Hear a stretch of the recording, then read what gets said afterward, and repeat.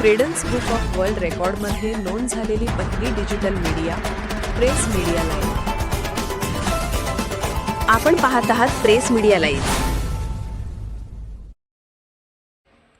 NAAC समितीच्या नवीन कारवाईमुळे शैक्षणिक संस्थांची वाढली धाकधूक।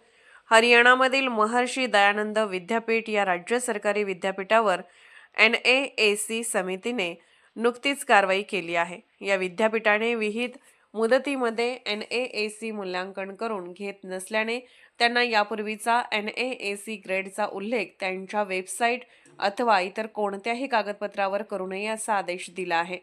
या विद्यापीठाच्या NAAC प्रमाणपत्राची मुदत वर्ष 2019 ते 2024 कालावधीत होती। वर्ष 2024 नंतर या विद्यापीठाने 2 ग्रॅज्युएट बॅचेसच्या विद्यार्थ्यांना पदव्या प्रदान केल्या। मूल्यांकन केलेले नसल्याने ही बाब गंभीर असल्याचे NAAC समितीने विद्यापीठास कळवले। विद्यापीठ अनुदान आयोग व NAAC DEC नियमांचे उल्लंघन केल्याप्रकरणी त्यांच्यावर कारवाई करण्यात आली।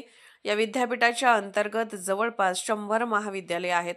ही बाब विद्यार्थी, पालक, समाज व भागधारक यांची दिशाभूल करणारी आहे असे म्हटले आहे।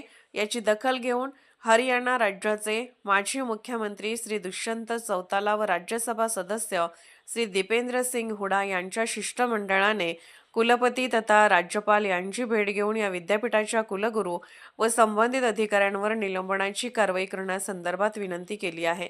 शासनाने या संदर्भात कारवाई न केल्यास आम्ही याबाबत कायदेशीर मार्गाने कारवाई करू असे त्यांनी म्हटले आहे। या प्रकारामुळे राज्याच्या उच्च शिक्षण व्यवस्थेला जबरी फटका बसला आहे असे त्यांनी निदर्शनास आणले आहे। यामुळे आता विहित मुदतीमध्ये NAAC मूल्यांकन न करणाऱ्या शैक्षणिक संस्था व विद्यापीठे यांचा प्रश्न उपस्थित झाला आहे।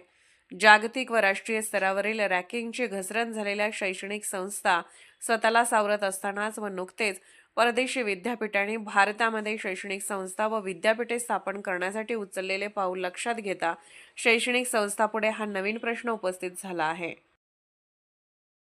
प्रेस मीडिया लाईव्ह न्यूज चॅनलला लाईक करा, शेअर करा आणि सबस्क्राईब करा।